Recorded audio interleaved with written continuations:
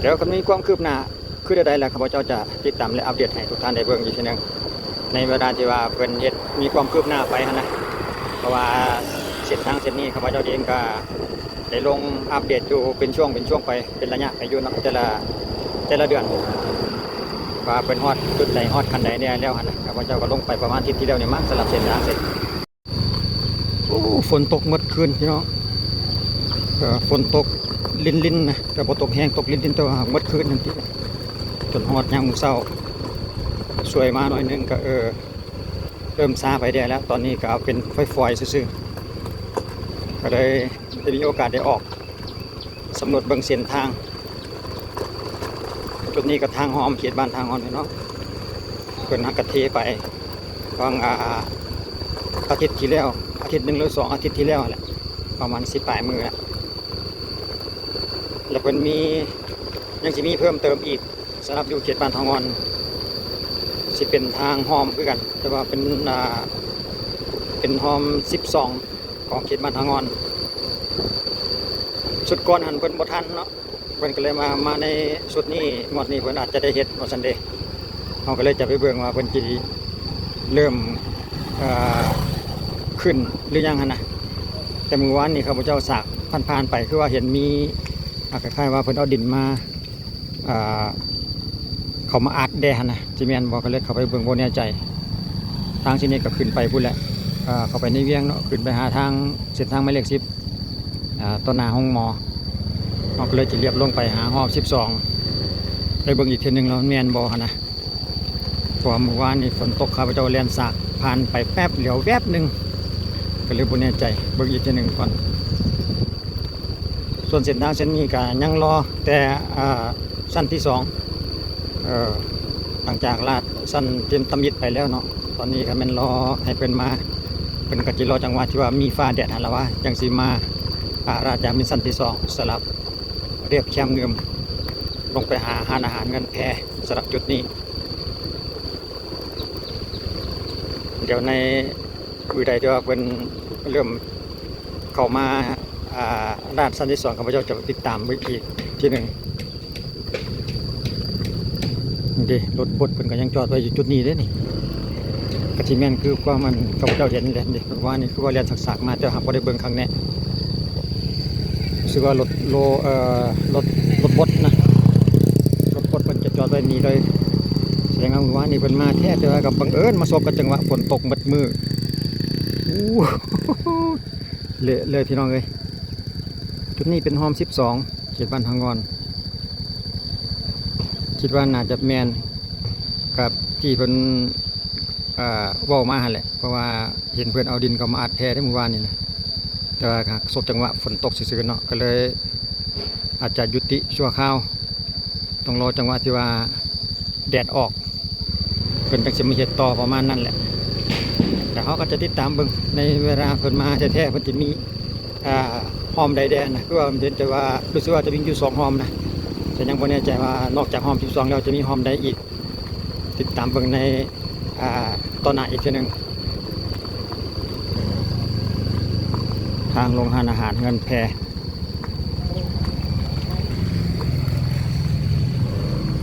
เดี๋ยวจะเดินมาทางเส้นเทิงนี่ลองเบิ่งก่อนเส้นลุ่มคือว่าอยากเพื่อนนี่แหละเพราะว่าฝนตกเช้าใหม่ๆส่วนเส้นเทิงนี่เพิ่นก็ราดมาคือกันเด้พี่น้องสุดก่อนนะเดี๋ยวราดมาตามเส้นทางนี่แหละแต่ว่าหักราดไปบ่สุดเป็นเครื่องหนึ่งเนาะเด็กมาถึงจุดนี้แล้วเจ้าของดินเพิ่นบ่อนุญาตให้ราดเนาะเพิ่นก็เลยเว้นเจ้าของดินตอนนี้แหละ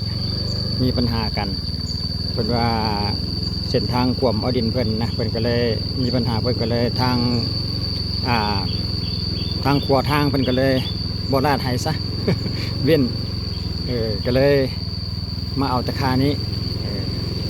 ก็เลยมาราดเฉพาะคานี้ไปก็จุดนี้ก็ขึ้นอยู่กับเขตบ้านท่าสว่างเลยนะพี่น้องจุดนี้เงินแพนี่นะโอ้วิวสะพานข้ามแม่น้ำเงิมตอนเช้าน้ำเงิมเฮาตอนนี้ก็ยังอยู่ในสภาวะปกติพี่น้องบ่ได้ขึ้นน้ำซ้ำลงซ้ำพันติน้ำแห้งหน่อยนึงช่วงกลางเดือนมิถุนา ปี2026พี่น้องเด็กคนทางเส้นนี้เพิ่นกับที่มาราดมาจนฮอดนี่นะจุทางมาร่วมกันกับทางส่วนขวาข้ามน้ำเงิมพี่แหละนี่กับทางลงไปหาขับปุ่นแจวคิงทางนี้เป็นกัดลานมาถึงจุดนี้เลยก็เสียอยู่แต่จุดเดียวนั่นแหละจุดที่ว่าเป็นเจ้าของอันดินเขาเจ้าหันเป็นบ่อนุญาตให้ก็อยู่ประมาณ10ปลายเมตรนี่แหละหรือว่า10แมนอยู่ประมาณ10ปลายเมตรนี่แหละเดี๋ยวทางที่นี่เพิ่นก็มาหามาจอยกันกับทางเส้นนี้เลยโอ้รถดินจีเส้นทางนี้ก็เข้าไปเขตไปบ้านทางมอนเข้าไปในเวียงเนาะสลับทางตัวนี้อันนี้ก็ข้ามขวา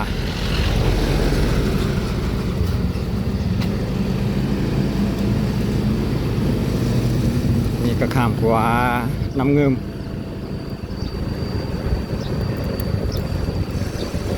เอาบรรยากาศหลังฝนตกอยู่เนาะเอาบรรยากาศฟ้าหลังฝนในขอบเขต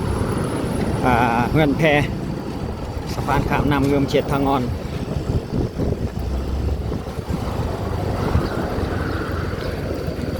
อาหารลาวเดิม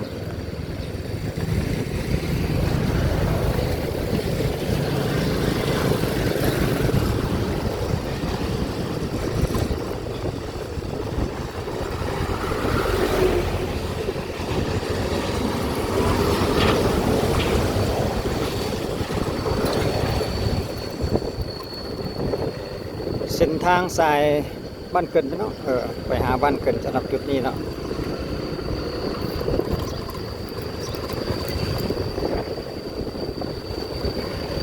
กันยังเดิมๆคือเก่าเลยเนาะเส้นทางเส้นนี้นะ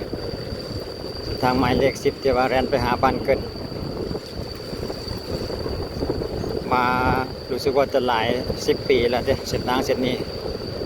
ตั้งแต่ดึกดำบรรพ์ก็ว่าได้เขตบ้านให้เนี่ยนะก็อยากพี่ขอบทางก็อยากแตกไปแน่การสัญจรผู้ใดมาเช่นนี้ก็ต้องได้ใส่ความระมัดระวังในพี่น้องเพราะว่าถนนมันอยากแคบเวลาที่ส่วนกันหรือว่าเวลาที่ซิ่งแซงนี่ก็ต้องได้ระมัดระวังต้องเบิ่งให้มีความมั่นใจจังซิ่งแซงได้หรือว่าส่วนกันได้นะเพราะทางมันแคบทางแต่ดังแต่เดิมแต่ข้าพเจ้ามาตำยิดก็เห็นเลยทางเส้นนี้เนาะจะอยู่ในสภาพเก่ายังบ่มีการบูรณะหรือว่าเปลี่ยนแปลงแต่อย่างใดสำหรับอยู่ส่วนกว่าทางงอนนี่เพิ่นก็เบื้องท่าสว่างนี่เพิ่นขายมากมายนี่ทุเรียนทุเรียนหมอนทองมีทุเรียนขายกลับขึ้นมาส่วนกว่าเขตบ้านท่าสว่างพี่น้องโอ้งามเลยทุเรียนเพิ่นอ้อมเลยเดี๋ยวเขาจะเรียนไปส่วนทางไปทางเวิร์นคำอีกจักน้อยหนึ่งก่อนพี่น้องทางจะเวิร์นกำลังจะเห็ดใหม่นะแต่ว่าอยู่ในโซนของขัวขานน้ำข้นนี่ท่านก็ยังบ่ทันมาฮอดเถื่อยังอยู่ในระหว่างเพิ่มหนาทางขยายหนาทางเดี๋ยวเขาจะเลี้ยวเข้าไปเบิ่งในปัจจุบันอีกทีนึงก่อนพอส่วนหลายช่วงอาทิตย์นี้พระเจ้าจะบ่ค่อยได้อัปเดตปันใดธนาคารการท่าอยู่ทางด้านหน้าเนาะเขาจะเลี้ยวขวาไปทางเขตนี้ถนนเส้นที่ว่าเรียนไปหาบ้านเวิร์นคำส่วนจุดนี้เพิ่นก็เป็นเพียงแค่เอาดินมาอัดหน้าทางเพื่อปล่อยมันมีคุมแก้ไขสถานการณ์ไปก่อนเพราะว่าแผนการเพิ่นก็จะเป็นทางคอนกรีตมาถึงจุดนี้ถือว่าในช่วงฤดูฝนตกหลังฝนแบบนี้ก็จะเป็นตมแบบนี้แหละเพื่อนน่าเป็นฟ้าแดดเนี่ยสะบัดไงแต่ว่าใครแต่ว่าเป็นเอาดินมาเกตแด่เนาะเพื่อแก้ไขเรื่องคุมนะเพื่อให้รถแล่นได้ง่ายโอ้จุดนี้มันมีตูบเด็ดพี่น้องมีแบบอาหารตามสั่งประเภทต่ำประเภทกินดื่มอยู่กับริมตะฝั่งของสายน้ำโคนจุดนี้เนาะ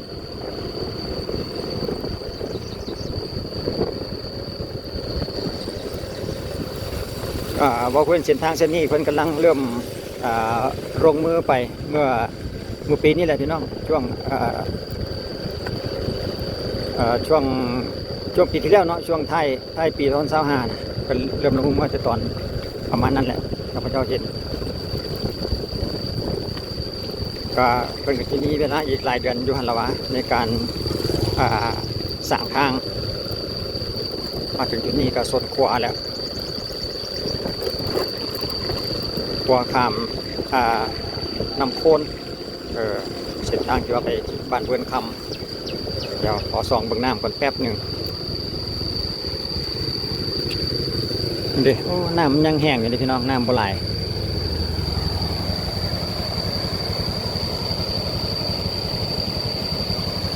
โอ้เป็นตาเอาแห่น้อยมา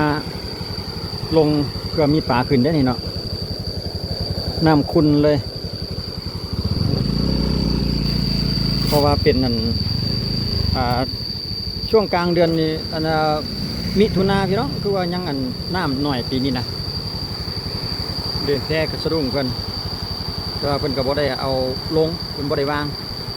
เพราะคิดว่าน้ำมันน้อยเคยถามมันอยู่เพิ่นน้ำน้อยมันวางบ่ถึกว่าซั่นเด้ปลาก็บ่ได้แต่ว่าก็ว่าบ่ได้เพราะว่าเมื่อคืนนี้ฝนตกเมื่อคืนนี่บางเทื่อปลาอาจจะเริ่มขึ้นมาแดก็เป็นไปได้เด้แต่ว่าหากบ่ทันเห็นเจ้าของเพิ่นมาวางปันนี่หากท่านใดเคยได้ไปได้มาทางเส้นนี้นี่จะหูจักดีตัวพี่น้องก็เกี่ยวกับขุมก่อนอยู่ก็บ่ให้เว้าเลยเรื่องทางมันเปหั่นนะเพราะว่ามันรถใหญ่รถดำรถพ่วงต่างๆเขาแกหินแกทรายเนาะทางเส้นนี้หลายก็เลยเฮ็ดให้ทางพังไว้เพิ่นก็เลยมีแผนการเฮ็ดเป็นทางคอนกรีตในทางเส้นนี้นะก็เพิ่นเฮ็ดมาฮอดบ้านเวิร์นคำหันได้แล้วเนาะสำหรับเส้นทางเพราะว่าเขาเจ้าเคยอัปเดตไปในประมาณ2 อาทิตย์ที่แล้วแล้วก็อีกประมาณอาทิตย์หน้าครับเขาจะอัปเดตอีกทีนึงว่าเพิ่นเฮ็ดไปฮอดคันใดแล้วประมาณนั้นนะสำหรับเส้นทางเส้นนี้อีกทีนึงจุดนี้ก็เกี่ยวกับดินจัดสรรเดินดินจัดสรรเพิ่นกว้างๆเลยเรียนเขาไปเบิ่งดินจัดสรรตอนแป๊บนึงพี่น้องดินจัดสรรเพิ่นก็อำนวยความสะดวกให้สบายเลยพี่น้องเลยคุณน่ะเบิ่งทางเพิ่นแม่บ่แม่น10 เมตรคุณว่าทางกว้างหน้าทางนั่นปลูกต้นดูไว้ยาวเหยียดเลยสำหรับดินจัดสรรของเพิ่นพี่น้องอยู่เขตบรรทัดสว่างบรรทัดสว่างเขตทางอ่อนก็ได้ยินเพิ่นว่ายังมีอยู่เด้ยังว่างอยู่ยังบ่ทันได้มีผู้จองว่าซั่นเอาไปนี่ถนนเพิ่นก็เทไปตรงเทคอนกรีตให้เรียบร้อยน้ำไฟสะดวกทางว่าท่านใดได้มาจับจองอยู่เขตนี้หั่นน่ะแล้วก็เพิ่นมีสระน้ำเด้อยู่ทางยันกลางเด้ข้าพเจ้าจะพาไปเบิ่งเพราะว่าส่วนหลายข้าพเจ้ามาก็ยังบ่ฮอดจักเทื่อมีแต่เพิ่นว่ามีหนองน้ำมีโซนเป็นสระน้ำหั่นน่ะเดี๋ยวไปเบิ่งอีกรู้สึกว่าจะเห็นมีต้นม่วงต้นข้าวประมาณนั้นเด้โอ้บ่ทันได้เห็นมีผู้ใดมาปลูกสร้างเงินจากหลังนี้นี่เป็นตลักไฟโอ้ทางสะดวกสบายว่ะแต่บ่แน่ใจเวลาปีใดฟ้าฝนดีนี่จะมีปัญหาเรื่องน้ำบ่แน่ใจเขตนี่นี่ป๊าดสระน้ำเพิ่นพี่น้องเอ้ยโอ้ทางไปตรงเบิดแล้วตัวนี้นะโอ้เปื้อนนี่จอดรถไปนี่ก่อนยางเลาะเบิ่งโอ้สวรรค์แต่ทางเพิ่นนั่นแหละทางแต่ละห้องเพิ่นเฮ็ดกว้างดีโอ้รู้สึกว่าจะมีฝนฝอยยุ่งยับไปด้วยนี่คุณนะความยาวของเพิ่นโอ้น้ำเขียวใสดีว่ะงามเนาะน้ำนี่นะเพิ่นเอาหินลงน้ำตะฟังลักษณะแบบว่าบ่ให้มันกันเจือนหั่นน่ะกันบ่ให้มันหังหั่นน่ะรอบๆเลยเด้อนี่ที่หินอ้อมตะฟังเลยโอ้คือสิเลือกน้ำนี่นะอันน่ะที่ข้าพเจ้าอยาก พาทุกท่านเบิ่งนี่เพราะว่าได้ยินข่าวแว่วๆเนาะว่าเพิ่นจะมาจัดงานแข่งเรืออยู่กับหนองตัวนี้ว่าซั่นเด้จะเป็นแท้หรือจังใดก็เดี๋ยวข้าพเจ้าจะติดตามอีกทีหนึ่งก่อนเพราะว่าได้ยินแว่วๆมาแต่ว่ายังบ่ได้ฮู้ว่าเป็นทางการบ่ประมาณนั้นนะ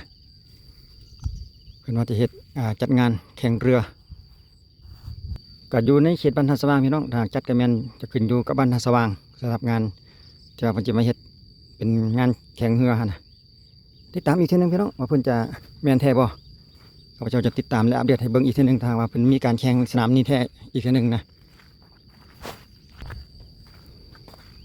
ทางเพิ่นก็สิมีแผนการเทต่ออยู่ได้นี่เนาะเพิ่นจงสนเล็กไว้นี่อาจจะเทไปจนอ้อมสระน้ำนี่ไว้มั้งคิดว่าแต่ละซอยแต่ละอันหอมนี่เพิ่นกระปูคอนกรีตไปหมดเลยได้นี่นะบุญนะ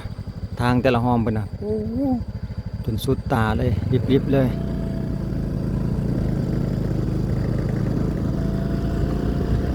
โอ้คักแต่เป็นทางรวมตัวนี้แหละใหญ่ดีพี่น้องประมาณ10 เมตรคิดว่าน่าจะได้ทางกว้างของทางเพิ่นนี่8 เมตรหรือ10 เมตรเพิ่นแหละ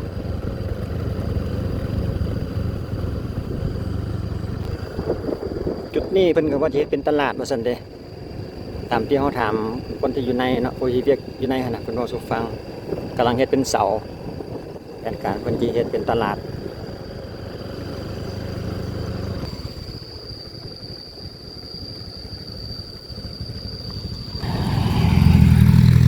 รถหลายอยู่เนาะเส้นทางบ้านเบิ่นคำนี่ก็บ่ธรรมดาเด้อพี่น้องเอ้ยชุมชนหนาแน่นคือกัน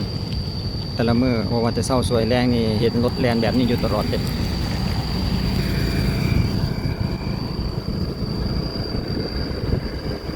ทางว่าเส้นทางนี้สำเร็จมื้อใดก็สิจะลดควันไปหลายพี่น้องเอ้ยอำนวยความสะดวกให้กับประชาชนได้เป็นอย่างยิ่งเลยแหละเพราะว่าการสัญจรหลายประชาชนประชากรอยู่ในเส้นทางเส้นนี้มีหลายฮะนะ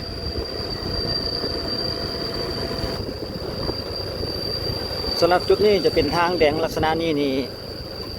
พูดแหละไปจนฮอดเขตโนนบ้านของบ้านเบิ้นคำนะพี่น้องจุดนี้นะก็ยังเป็นอยู่ในขั้นตอนที่ว่าเตรียมที่จะขยายหน้าทางสำหรับจุดนี้เนาะมันก็เริ่มเฮ็ดไปเรื่อยอาจจะบ่ไวแต่ว่าก็เฮ็ดไปได้เรื่อยๆอยู่นะเด้คือตัวนี้เพิ่นกำลังเฮ็ดบุกเบิกมาฮอดจุดนี้เนาะเพิ่นเตรียมที่จะจกแล้วก็เริ่มขยายหน้าทางออกให้มันกว้างเพิ่นจะเฮ็ดจะเป็นลักษณะนี้พุ่นแหละจนฮอดโนนบ้านเวินคำจากโนนบ้านเวินคำเขตเวินคำไปหาเขตเจริญไซเขตนั้นถือว่าเพิ่นก็เทคลองระบายน้ำไปจนหมดแล้วเด้ยังก็แต่เทหน้าทางแต่ว่าเป็นขยายหน้าทางลักษณะนี้นี่ก็ยังไปฮอดแต่โนนบ้านเพิ่นหันเนาะจากโนนบ้านไปพุ่นก็เป็นแบบทางส่วนจุดแต่ที่เทก็มีไปแล้วนะแต่ว่าเกี่ยวกับคลองระบายน้ำนี่จุดนี้นี่ยังบ่ทันได้เฮ็ดเทื่อเพราะว่าอยู่ในช่วงระหว่างขยายหน้าทางก็อยู่ประมาณนี้แหละพี่น้องเอ้ยบ้านเพิ่นคำนี่เนาะเดี๋ยวเอาไว้เจอกันในอีกคลิปต่อไปพี่น้องเอ้ยการสำรวจเส้นทางหรือว่าอัปเดตเส้นทางมาเล่าสู่กันฟังสำหรับคลิปนี้ก็มีเพียงเท่านี้แล้วไว้เจอกันในคลิปหน้าสำหรับคลิปนี้สบายดี